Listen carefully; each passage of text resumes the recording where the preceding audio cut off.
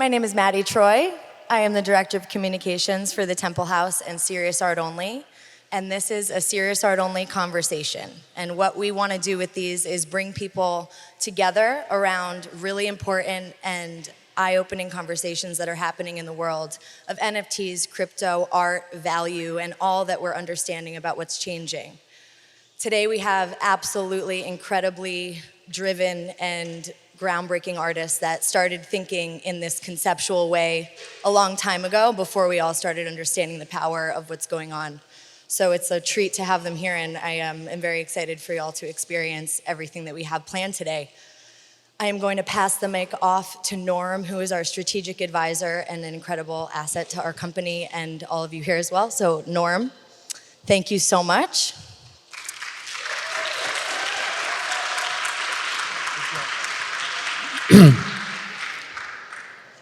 Thank you, Maddie, for that nice intro.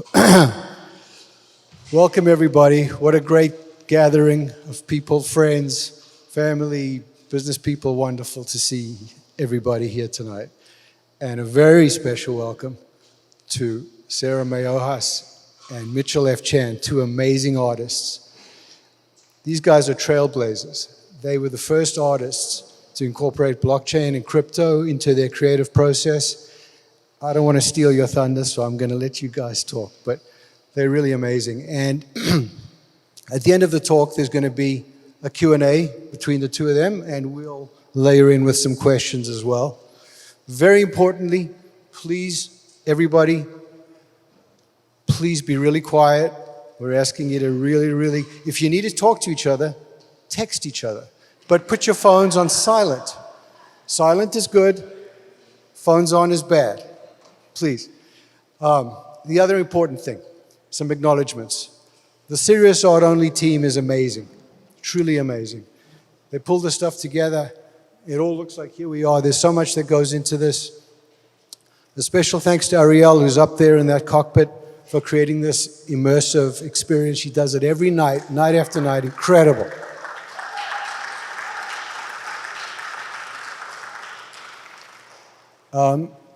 I better not mention every team member's name, but I got to say Dan, who's unbelievable. He spared no ETH in making tonight special.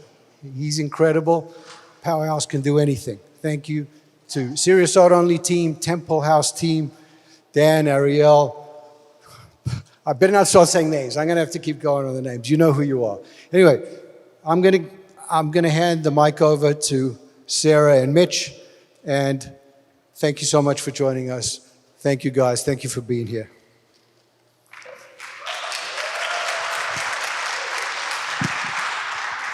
I'll pass it to you. Yeah, I'm going to.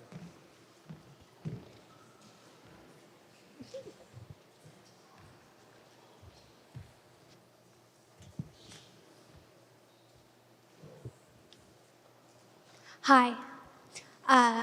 My name is Sarah Meyohas, and so I'm gonna, this is an artist talk. Can everybody hear me well? Is this, yeah, okay, great. So this is Pissarro, Boulevard Montmartre. Caillebotte, Jour de pluie à Paris, 1877. Physiology of a Flaneur, 1841. Do you feel like you're in an artist talk yet? So to start, what is the role of an artist? And Charles Baudelaire is the writer we always turn to. His essay, The Painter of Modern Life, is really what defined the role of the artist for many generations to come. He saw the artist as a bohemian hero, an outsider, an observer, philosopher, flaneur, and as the painter of the passing moment and of all the suggestions of eternity it contains, his words. I'm going to keep quoting him because he's really good. Thus, the lover of universal life enters into the crowd as though it were an immense reservoir of electrical energy. Or we might liken him to a mirror as vast as the crowd itself, or to a kaleidoscope gifted with consciousness, responding to each one of its movements and reproducing the multiplicity of life and the flickering grace of all the elements of life. And if the role of the artist is to observe, interpret, depict, participate, then in the late 19th century, it was all happening on the streets. The Haussmannization of Paris, industrialization, new types of wealth and people. So I'll keep going. This is a very famous cafe frequented by Hemingway and Sartre. This is Simone de Beauvoir and Sartre. And this didn't just happen like then. This continued, right? This is San Francisco in the Beat generation from the 40s to the 60s. And in the 1980s, it was the East Village where artist studios were. And this was a really famous place, Max's Kansas City in 1981. I'm taking you on this long historical journey up to the 90s, right? This is Christopher Wool's artwork, Incident on 9th Street, when his studio burned down, and he documented it in 1996. But preview. The changes happening today are not happening on the streets, nor are they even linked to any place, which can sometimes today feel somewhat phantasmagoric, right? Increasingly shaped by influences that are virtual and online. So I'm an artist, and I happen to be one of the really earliest crypto artists, and that's because I'm a flaneur and an observer. And so this is essentially my story of how I got into crypto, right? In 2014, I was in graduate school, and I was studying art. And I had studied finance before, so I was thinking very abstractly about the construction of value, right? Value from first principles. Value doesn't exist in a vacuum. It exists in a moment of exchange, which is fundamentally an act of representation. One is in the place of the other. And I was interested in that moment of exchange. And so naturally, thinking about art and the value of art and the nature of value, I started thinking about gold, right? And the history of gold, which is a material that has long existed in this feedback loop between its historical and cultural and religious significance in many cultures and its financial value, right? And gold and art are really, in a sense, intertwined, right, obviously. And in a sense, art is a process of alchemy, right? You're transmuting base materials into something of a higher order. And so as all of these ideas were swirling very abstractly in my head, I heard about Bitcoin. And it was 2014, and the metaphorical link to gold really struck me, right? This was something that was happening completely virtually, and yet the language around it was surprisingly physical and linked to gold. And so the next thing that happened was I heard about Litecoin and Dogecoin, and these were coming out at the time. And so I realized, this was radical to me, and so I thought, what an amazing, fun artwork would it be to create my own meme coin, make my own currency, right? Which is, a currency ultimately is the thing that everything can get represented as. It's the universal equivalent. And so I came up with Bitcoin.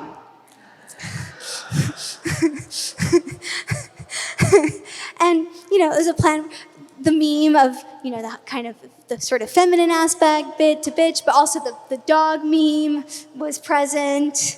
And so I came up with Bitcoin. I thought, this is really good. I'm going to make Bitcoin, which, ask how did I make it in 2014? Well, I went on chat rooms and found anonymous people that I paid with Bitcoin to help me fork Bitcoin and run a 2-node chain.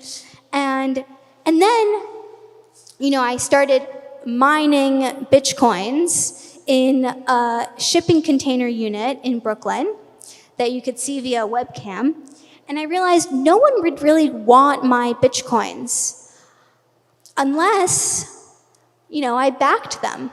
So I decided to back them at a fixed rate by my photography. And I thought, okay, well, I want to make a series of photographs that are at least like inspired by the mining, inspired by this metaphorical expansion of space.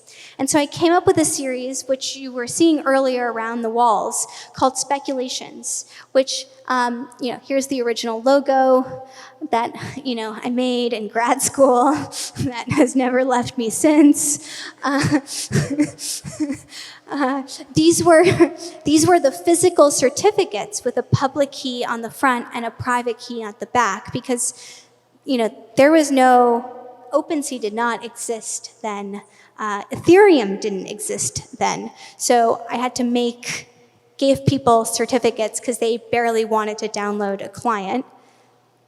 This was the original Bitcoin client. And this was the original photograph, right?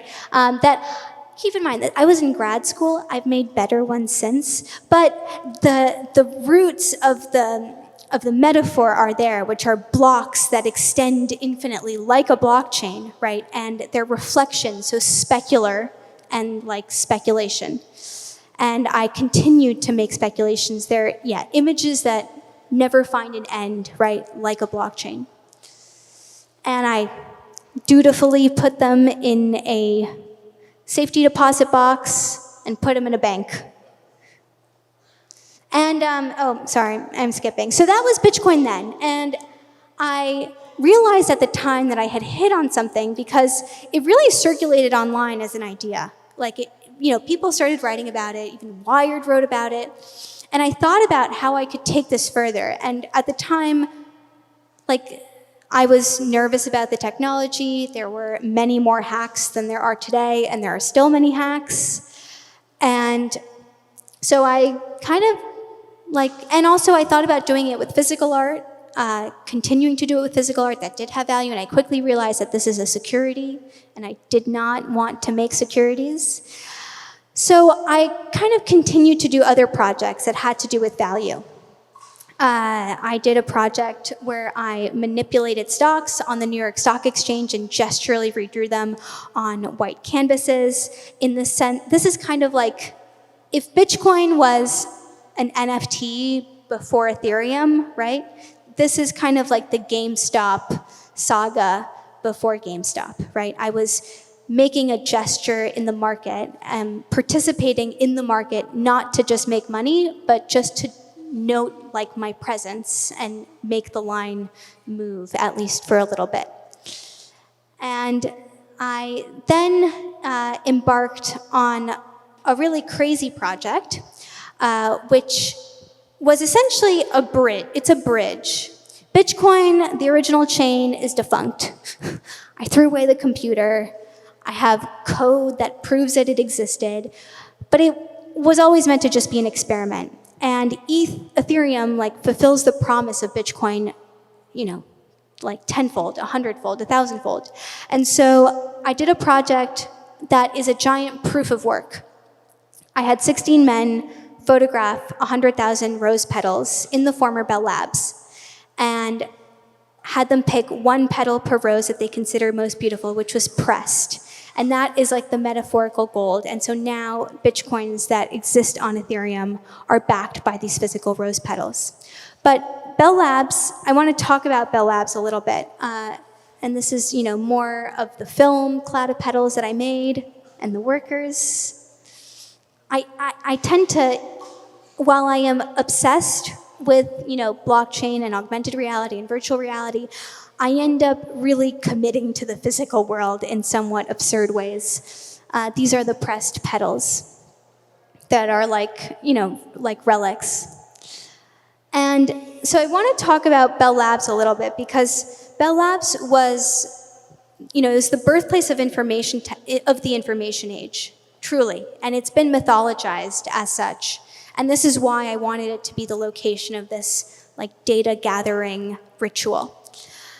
But it's also where Haber and Stornetta wrote the paper on digital timestamping that Satoshi cites. And so I'm going to take a little detour here just to entertain you, which is that, the history of time and how we measure it has always altered our relationship to space and to place, right? Calendars were the features of agrarian states, and then it was the invention of the mechanical clock and its diffusion to all members of society that started to create a uniform dimension of time that didn't exist before. And this led eventually to coordination across time zones.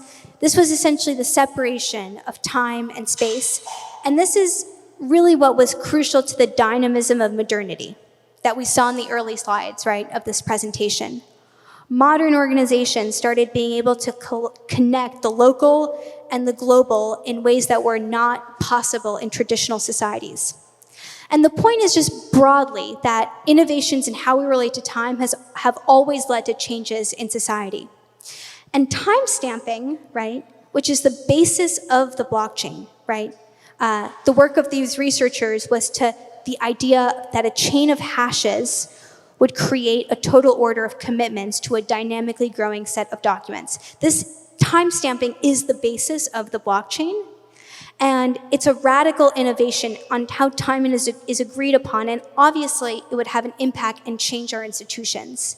And we're just starting to see that, right? Where, we lived in the age of the organization, which is a feature of modernity, and now we are transitioning to the era of the protocol. And we're transitioning from the information age to a transformation age, from centralized Web 2 to decentralized Web 3. And what's interesting is that to me, as an artist, is that it's an innovation of technology, but also of culture. That's what's so amazing about crypto right now. Crypto really rages against the hegemony of stagnant systems. It rages against political correctness, against categorization. It shows an underlying desire to break out of control mechanisms, and it's really happening. And I find it really amazing. And I don't have a really amazing point to make because I'm an artist, I'm not an analyst, and I just constantly creatively misinterpret things. But these are swirling thoughts, and these days I'm spending a lot of time on Bitcoin. I just opened an exhibition last month in London that's still up. This coming week, I have artwork in the Bitcoin conference. I made these holograms of what is a very analog technology of augmented reality, essentially. These old Russian-style holograms of 3D printed Bitcoins in metallic meshes, which to me is bringing time and space back together, right? You cannot experience a hologram digitally. It must use the optics of your eyeball because it's essentially recreating a wave.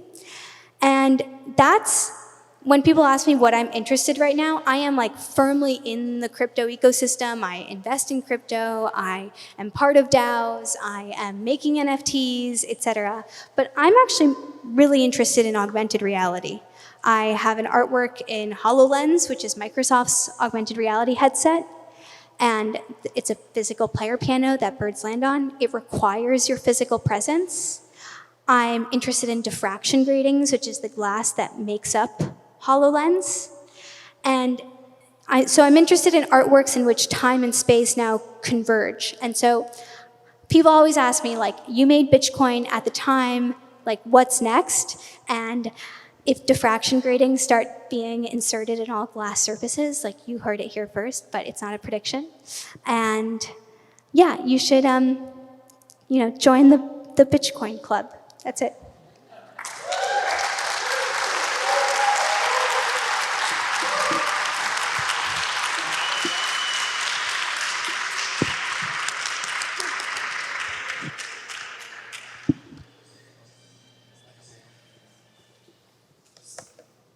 That was great. Thank you, Sarah.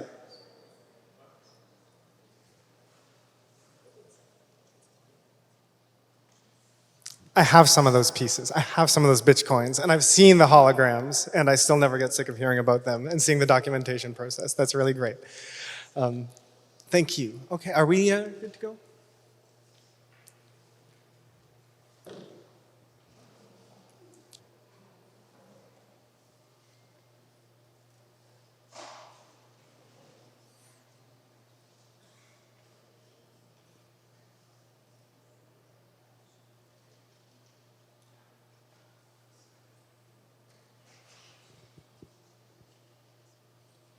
Okay, here we go. Hi, I'm Mitchell F. Chan. I have spent most of my career doing two things. I've been proud to have been a working artist for over 15 years now. And basically what I do is I think about art ideas from art history, and I think about contemporary technology, and I try to use one as like an extruder to squeeze through the other one, right? I try to take historical art ideas and I squeeze them through contemporary technology. Conversely, I take new technologies and I try to squeeze them through old ideas about making art, with the goal being that hopefully this process will teach us more about both of those things. That we can learn more about the technological world that we live in by juxtaposing it against ideas that artists have been playing with for 100 years, and we can learn more about old art ideas. Were they good? Were they stupid? By testing them out in the current landscape. And inevitably, the purpose that I put this process towards results in an artwork of what I call minimum viable materiality. Kind of like this piece behind me. This piece was the last piece that I did before my foray into crypto. And you can see it is as close to, you used to be able to see. It was there. Now the work is complete. Now it's completely invisible. It's really not there. But yes, it's clouds of water vapor, and they smash against each other in this system, in this spectacle that I've set up. The reason why I work with immaterial stuff, why I try to make work that is almost invisible, it's not that I'm trying to connect to some sort of higher plane. I'm not like some kind of spiritual minimalist, although I would start to go down that path eventually, as you'll see. No, it's because I'm trying to make pictures of the real world that we live in right here. And the real world that we live in is built upon invisible systems and invisible structures. Social conventions, economic systems, the structures through which we communicate all shape the very real world of roads and skyscrapers and clothes and stuff that we live in today. And so if you are trying to represent that which is invisible, I feel like the closest you can come to really capturing that is to make something that is almost visible. So I work on the threshold of materiality. So this is where I was at in 2016. And where I would go immediately after this was a place that was a lot more weird and somehow even less material than this. This was a sculpture about systems of communication. This is a sculpture about how, due to the various structures that we have set up for discourse, like Twitter, like talking heads on cable network news, that system through which we send all that stuff no longer needs content of intrinsic value. The spectacular system itself basically takes the place of value. And in the case of this, which I made in 2016, that was a really bad thing. It was really bad. It turns out that we could build entire cable news programs on things that we were calling alternative sets of facts, okay? It turned out that we could get into Twitter flame wars without really having anything substantial to say, and none of it really mattered, and you could conjure real things out of absolutely nothing. So this was a very depressing sculpture. This was about as sad as I ever got in my art practice. But it turns out that when you have robust structures that no longer depend on an intrinsic material value to send through them, interesting things can happen. Things that are not depressing, not necessarily great, but interesting, and actually kind of maybe great. And this led me to want to create artwork about cryptocurrencies. I discovered the Ethereum blockchain, and it occurred to me that if I could program on it, and again, I'm a technological artist, so programming stuff to make art is what I do, then I could make art on Ethereum. I could create a financial system. And there have been some artists who had played around with that, like Sarah here, but, you know, not that smart, and I didn't really know about it. I thought this is really interesting. And I thought, but like, okay, this is a blockchain on which I can create my own models, my own systems of exchange. Art is a thing that is exchanged. Can we trade art on the blockchain? And if so, what would that look like? And I do some research, and I'm realizing I'm playing around in Solidity, I'm coding my smart contracts, and I realize, well, okay, the blockchain itself is not going to be the canvas for me. Due to technological limitations, the prohibitive cost of storing data on the blockchain, I can't actually put my drawing on chain. Now, of course, eventually I'd be proved wrong about that, and some very smart people have figured out to do that, but that was a ways away, all right? But I'm learning about how we tokenize things. And I realized what we would be trading if we traded artwork on the blockchain is not the artwork itself, but a token that represents a stake in the artwork, or that has some sort of promised link to the artwork. And that promise would be built on something that would exist very much outside the technological realm, very much off-chain, be built on faith in the artist and their career and their goodwill. So I ended up creating this piece after doing some research, thinking, is there any precedent for this? Surely artists must have thought about trading receipts. Art history, I must be able to put old art historical ideas through this extruder of this blockchain technology to say something about old art ideas and about what blockchain really means. And what, if we were to ever trade tokenized artwork on blockchain, which was an absurd idea. It was 2017. I had the idea that this was maybe a thing, but I wasn't going to hold my breath for it. What would that represent? And so I did some research.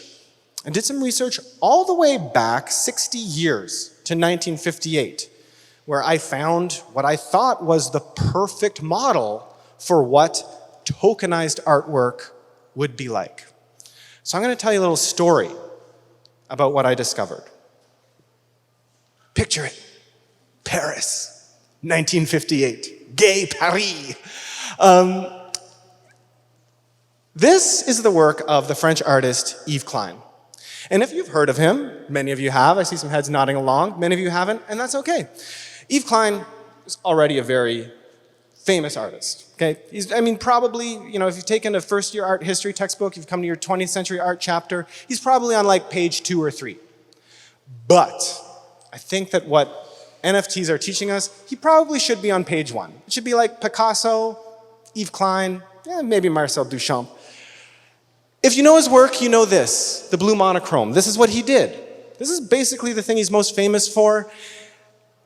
These absolutely intoxicating, hypnotic canvases of this ultramarine blue that he actually patented. He created his own process for creating a blue that would be more flat, more seductive than any blue that people had ever seen. And what he was trying to do with this he was always trying to do something that he called overcoming the problematics of painting. And what he meant by that was this. He considered his artwork to be not the canvas itself. And in fact, he went to many lengths to try to take the focus away from this artwork as an object. He would put them on these pegs that held them off the wall by a foot so they didn't read as flat planes on the wall anymore. He wanted to impart upon people a pure sensation. That was his goal. The painting was the feeling that was imparted in people. And the physical object was always an impediment to that, as long as that sensation had to be bound to a physical object. He felt like he was failing. There was another thing that he was really interested in. He was, I think, still one of the only artists who's had a really honest understanding of what market dynamics can tell us about how people are experiencing his work. And when I say it in those terms, it sounds almost crass, but Klein worked in good faith, and he really believed in this stuff. So the first time he sold these paintings, for instance, he claimed that all these paintings, which were identical, even in dimension, were imbued with different sensibilities. That true content of the work was different in every one of them. So he priced them all differently, not because he was trying to get more money out of some people, but just because the outlay, the way that somebody buys something, is actually a factor in somebody's relationship with it. And when people actually did buy them for different prices, and collectors would come in and they would not choose the cheapest one, he was delighted. He felt like this proved that people were having different sensations with these paintings that were visually identical, but to him, spiritually, very, very different. He's acknowledging the market as an imperfect measurement device, but a measurement device nonetheless for people's perception of the artwork.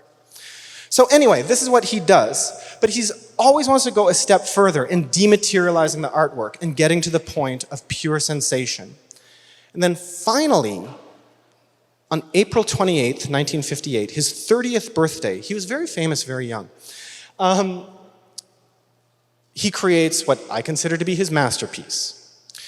These would eventually be called the Zones of Immaterial Pictorial Sensibility, but at the time that he first premiered them, he was simply calling it The Void. They were exhibited at Galerie Iris Claire on Rue des Beaux-Arts in Paris, and there was, according to records, a lineup of apparently thousands of people waiting to get in the gallery. As they approached the gallery, they'd walk past, they'd see that the windows had been blocked out with blue panels. They'd meet the artist himself. Here's Yves Klein in front of a blue curtain. And he would give them a blue cocktail of Cointreau and blue methylene, which I think is illegal now. You're not allowed to give it to people because it actually makes your urine blue after you're done drinking it. And people would walk into the gallery through this procession. Klein was great at setting people up. All right, he was great at building a procession of experiences before he pulled the rug out from under them. They walked into the gallery, and they were confronted with this, okay? An empty space, completely empty, nothing in it, not even the color blue. In fact, beforehand, he repainted everything white so there's no dirt or whatever. And what he claimed was that this space had been imbued with the sensibility of the color blue. That just the feeling was there. Right, so some people were kind of messed up by this, but some people were really, really moved, like he'd finally done it. And I know that there's a way that in 2021, like we've all seen a lot of kind of like cliched first-year art students kind of experiment with very low effort minimalism, and it becomes kind of a cliche. But, this was 1958, and it was really important. And I think for anyone who'd been following Klein's career up to that point, you can tell he's doing this in good faith. Like there's a real build-up to this in the chronology of his career. And so it makes sense. But wait, there's more. Because not only did Klein want to present spaces that were empty, of immaterialized sensation, he wanted to sell them. And once again, the instrument through which they were sold is part of that procession of experiences that are reinforcing his point. Because this is about how we interact with art. This is about the idea that what we are really experiencing in an artwork is not on the canvas or of the canvas at all. It is a feeling. And so he wants to contrast that with the experience of purchasing the work. And he says you can only purchase these invisible artworks for pure gold, okay? You can only purchase these for the most physical of currencies. And people did, okay? People bought these for pure gold. And now this is it, this is the kicker, here's the punchline. When you handed over this gold for your invisible artwork, this undefined space of pictorial sensibility, you received in exchange a receipt. And look, the receipt is numbered. Because, remember what I was saying about those identical blue monochromes? All of these experiences, all these sensibilities are different. They are, you would say, I mean, I wouldn't have said it back then, but I will say it now, they are non-fungible. I wouldn't have said it back then because when I started working on this in 2017, the term non-fungible token didn't exist. So I'm looking at this and I'm like, holy shit. This is selling art on the blockchain. All I can create on blockchain, I'm an artist, I know a little bit of coding, I've taught myself Solidity. All I can do is create receipts that will be linked through essentially my promise, my goodwill, the faith that collectors have in me, to something. And of course, now we're in 2021, and what we link those receipts to are digital images, because it's easy to create, you know, a SHA-256 hash of a digital image and know that we're talking about the same digital image. But it's much more profound to link it to a sort of promise of intentionality, a sensibility that you've built up throughout your career. So, I recognize this. I am like, holy crap, could this get any better? Could there be any better way for me to understand what the theoretical, still very theoretical future of selling art on blockchain would be? Well, yes, it did get better, okay? Because get this, it didn't end there. When you handed over your gold and you got your receipt, Klein would still claim that you didn't actually own the artwork proper. What you had bought with your gold is a receipt for the artwork. But the artwork, to own the artwork, to truly own an artwork like this, is to own it in a way that is intrinsic, that is spiritual, in a way that makes it become a part of you. And that's the kind of transaction that it like transcends financial transactions, right? So he says, if you really want to own your immaterial artwork, meet me at the River Seine, and we will perform a ritual. And this is the final step of the procession that is about talking about where we locate the true value of artwork, what it means to buy and sell one, and the different dimensions in which we can do this. He says, meet me at the River Seine and bring your receipt. And if you like, you can burn the receipt. The only thing you got in exchange for your gold. And of course, if you kept the receipt, it would be worth a lot of money. In fact, tomorrow, one of these receipts actually goes up for auction at Sotheby's, and we're going to figure out exactly how much money you would have had if you kept your receipt. He says, you burn your receipt, and I will throw half of the gold into the river, okay? And only through doing this ritual will you really spiritually own the artwork, okay? And 3 people did this. And they describe it as a profoundly moving experience. And in case anybody's wondering, that sounds like a little bit of a scam that he still kept half of the gold, and it kind of undermines it. I never knew how to respond to this, and then I did some research, and I looked at some really, really deep documentation of his work. Years after Klein's death, they found out what he did with the gold. He didn't keep it. Klein meticulously documented every part of his practice, okay, because it was all important in terms of building up the cult of Yves Klein. But he didn't document this. He created a little reliquary for the gold ingot he'd received for the zones, and he, without telling anybody, he left it in a shrine to Saint Sebastian, the patron saint of lost causes, which I absolutely love. He never told anybody. People found it after his death. Okay, anyway, that's a digression. Back to talking about me. Can we talk about me some more? Yeah, that's what we're here for. So I discovered this. I'm like, holy crap. I don't know if this selling art on blockchain is ever going to be a thing, but if it is, I want to put it down and document that this is what we're doing. This is what we're doing if we try to sell art on blockchain. And I showed you that my last artwork about robust systems that require nothing substantial at the center is really depressing. This is thrilling to me. It is exciting. It is showing me that if we create robust systems, like a robust blockchain receipt book, we can link it to artwork that is more than just paint on canvas, right? It makes all new types of art viable. So what I did, being of only, to be honest, really modest intelligence, all I could think to do is translate exactly the rules for the transfer of Klein zones into solidity. That is, I made a smart contract of it. And I hope by doing this, I'd be making a statement about the potential future of blockchain art. And just by going through his records and seeing all the rules that he had for transferring this, that different series had to be released at different times for different prices, that each artwork was unique and needed to have a different receipt, I ended up, kind of by accident, creating one of the first non-fungible token smart contracts. Furthermore, I wanted to really kind of be on wax about what this meant. So I wrote a 33-page essay, which I called the blue paper.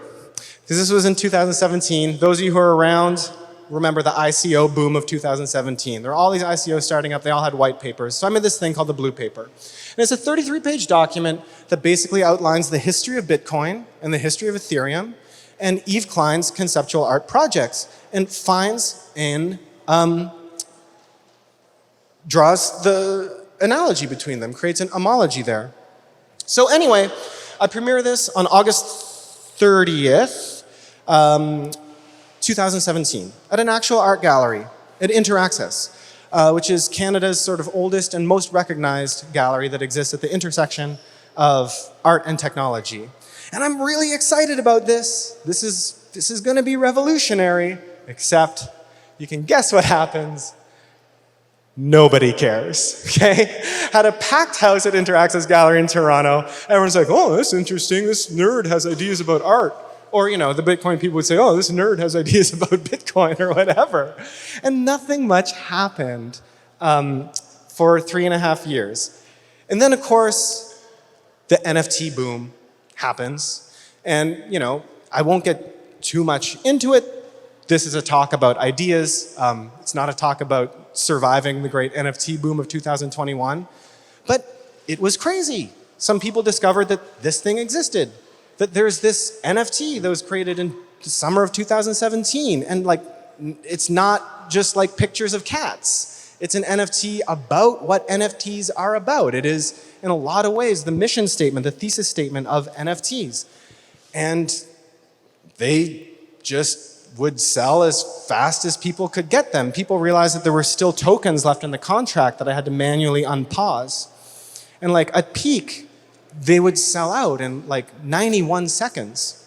And it all sort of culminated with one of the pieces coming up for auction at Sotheby's. And that was last summer, where ultimately, this story, it was crazy. So here's why all this matters. Right. I believe that what Klein shows us is not just that an NFT is a receipt and that receipts are art. Because artists have been using certificates of authenticity for a long time, and not every artist who created a certificate of authenticity made an NFT. In fact, this is a longer rant, but one of the things that I offer, or that I talk about in one of my upcoming essays for Sotheby's, is that most certificates of authenticity have been really only about reinforcing the artist's own authority over an object or action and proclaiming it art. But Klein's certificate performed the function that is radical about NFTs. It separates the artwork as commodity from the artwork as experience. And this is revolutionary and liberating. Because when you make it so that the thing you buy and sell doesn't have to be the thing that you want people to experience, artists are liberated to create different kinds of experiences. Ones that are more radical, ones that are more daring, ones that are more conceptual. This is what happens when we separate the commodity form from the experienced form of an artwork. And so here we are. In conclusion, what I discovered is these ideas in this new technology that we're all so excited about, that have absolutely exploded in the last year and a half, they're not so new. It's just that people weren't paying attention to them before. And it's taken this technology of blockchain and NFTs to make them widespread. Because the most important technological innovation in art of the 1960s was the certificate of authenticity. And here we are, once again, the most important artistic technology of the 2020s is once again the certificate of authenticity. But doing it on blockchain allows us to do it on a greater scale and reach more people, and hopefully, eventually, take more chances with it and create more exciting conceptual forms of art that we've never seen before. Thank you.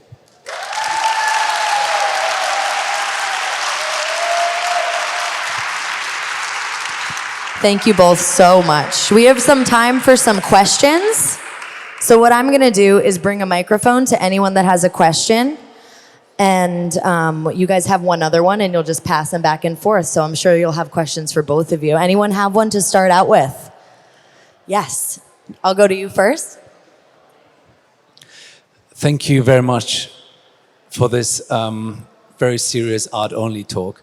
Sarah, when you had your show in 303 Gallery in 2016, I mean, people came, but it wasn't a revolutionary event that I would call it is now.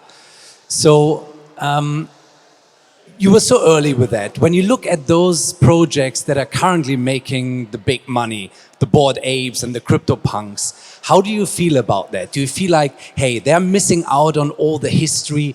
I've been doing this for way longer. Yeah, I mean, you know, Bitcoin is unfortunately not a profile picture project. Please right? quiet down back here, please. Thank you. So it can't really compete with them in a sense that putting a pedal as your avatar is not as exciting. Ultimately, you know, what's interesting about the NFT space is that some of these groups have become highly professionalized, right? They're like full-on teams working on, you know, like community management, etc. And as an artist, you kind of like suddenly, if you really want to actually compete in this space, you suddenly have to grow this muscle that you didn't really have before.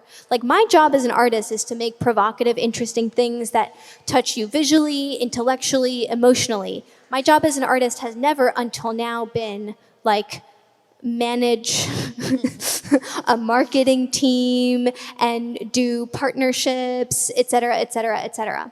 And so Bitcoin is like an extremely historical piece, right? 2014, 2015. But it's not a profile picture project, but I do have a competitive spirit and seeing the explosion of some projects that I feel like are inherently of lesser value has given me a kick and I am now like actively, you know, thinking about how to compete with them is, you know, the reality. Like 'cause it's also about defining the culture, right? And in crypto, given that we're still dealing with tiny JPEGs, you have to do so much more around it and you have to compete for mind share. And a lot of this happens on crypto Twitter and on Discord. And so this needs to almost be part of the strategy of the artwork at this point. So yeah, I am very actively kind of thinking about how Bitcoin will take over. That was such a great answer. Thank you, Sarah, so much. What a lot of people in the room don't know, what a lot of people in this room don't know, and seeing Sarah got that question, I'm going to ask one to Mitch. Mitch has held back in an incredible, let's call it bull market frenzy, where artists are able to create NFTs and there's this massive liquidity and they're able to sell them at crazy prices. And Mitch made a decision to hold back because he didn't want to be accused of kind of taking advantage of the bull market. And he's held back, which I've been fascinated about. But I know that at some point he's working on something, and I hope I'm not putting you on the spot. We'd love to know if you talk a little bit about what you're working on, Mitch. And I don't think anybody knows, Sarah and Mitch, just the successes you guys have had. You got very modest, these two. These guys have achieved incredible incredible successes and made a shitload of money doing what they do. They don't just, they do it for the love, but it's been an incredible success story. But would you mind talking about what you are working on? Is it possible, or what you're thinking? Yeah, thank you. I mean, look, in terms of, what you just said about, being careful about how much work I release, I should start off by saying I'm in a position of incredible privilege. I'm very, very lucky that I can sort of afford to not rush work into the market. And for artists out there, look, I respect the hustle, and artists got to release and got to hustle. I have absolutely no criticism of that. But I said earlier that the thing that an artist is really selling is not material and maybe not even visual. It is, in some sense, you're buying a stake, not a financial stake, but like the weird kind of like emotional stake in an artist's whole oeuvre and in how they conduct themselves. And so, I'll put it this way. I was in New York for NFT in New York, okay? And I'm in a room, I was at a cocktail party in a space much smaller than this of founders and CEOs, okay? And there are all of these people who like literally like built chains, like top 20 coins, all right, like built big things that we use all the time. Like these are billionaires, okay? People with significantly more wealth than me. And they're all talking about, they got to get this thing to the product, they got to get this product out to market. And the community's really like hassling about doing this. And I was looking around, and at a certain point I realized that in every meaningful way, except for a number, I was the richest person in that room because I had something that these people don't have, which is time. And every artist dreams of having enough time to do the thing that they really believe in. And if I've been given that, maybe partially, by luck, I probably shouldn't squander it. So I'm really interested in the fact that when we work digitally, we have the ability to create an artwork that extends far beyond just a wall, that extends out of a frame. And we can literally create whole worlds around our artwork, as in we can create as much context for experience our artwork as possible. I don't want to use the word metaverse because that's already like a little bit too commercialized. All that I'll say is I'm interested in creating not just digital artworks, but digital artworks that exist inside very rich contexts that people can engage with in any number of different ways across different platforms and media. I'm interested in creating artworks that have contexts that exist on a Web 2 social media layer and a Web 3 financial layer, and then finally, hopefully have some intrinsic beauty in and of themselves. So, maybe it's something that looks kind of like artwork that exists in video games, maybe something like that. We'll see. Hopefully I'll be able to share something in the next year or so. Thank you, Mitchell, so much. We have one more question, and then we have food and drinks, and thank you guys so much. And I know we have so many more questions that want to be asked, but the one last one. Here you go. Thank you. Hello? Okay. I have a question for each of you. For Sarah, I'm a big fan, and I think you're a pioneer. I like what you and Anu Burks and Josie Bellini have done for the space. Oh, I'm sorry. Have you minted Bitcoins on the Bitcoin blockchain? And then I know they're on Ethereum. And then for Mitchell, your assertion that the certificate of authenticity is the most important contribution of artists, like in, I don't know what decade you said, the 60s or something.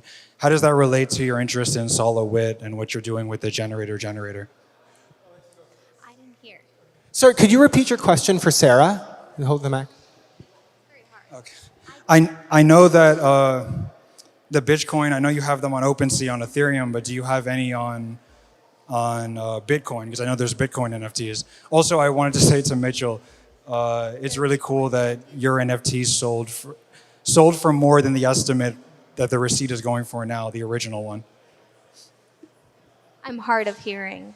He asked if it's sold on Bitcoin. Oh, no, it was a fork of Bitcoin. It was its own chain, originally. And then I basically bridged it to bring it on to Ethereum, if that answers the question. I think that was the question. And I'll answer your question about, how my interest in certificates of authenticity relate to my interest in Sol LeWitt. I also last summer released an artwork on the Artblocks platform, and it was called LeWitt Generator. And it was also about the relationship between certificates of authenticity and artwork. I'll try to be quick about this, because I've written a whole essay on it, and I don't want to bore people to death or take them away from the bar, which looks really good. I'll say, I said that the certificate of authenticity was the most important technological innovation of the 1960s because what it allowed artists to do was assign their power, their authority to anything. This shoe magically becomes an artwork with nothing more than a certificate of authenticity. Okay, telling these people to crawl around on the floor is an artwork with a certificate of authenticity. And that was very, interesting. And so, yes, Sol LeWitt was an artist who said, I can just write instructions for other people to do. And no matter who does it, surprise, it's still my artwork, suckers. And that became very interesting now in the age of technological automation, where I can just write a piece of code. And whatever comes out of this code, that's my artwork, boys, pay up. And so that was very interesting. As a simplistic way of putting it, but it's something that I'm very interested in. Thank you both so much, Sarah and Mitchell. It is a complete honor. Thank you.